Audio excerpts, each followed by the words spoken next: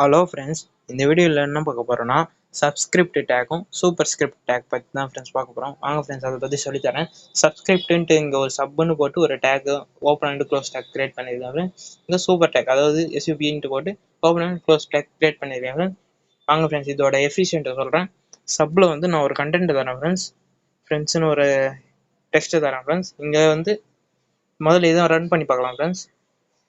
பார்த்தீங்களா, இங்கே வந்து ஹாய்ன்றது கீழே ஃப்ரெண்ட்ஸுன்றது அதாவது சப்புனா ஹாய்னு ஒரு கண்டென்ட் கீழே அந்த டெக்ஸ்ட்டை காட்டுறது தான் ஃப்ரெண்ட்ஸ் சப்ஸ்கிரிப்ட் டேக்கு.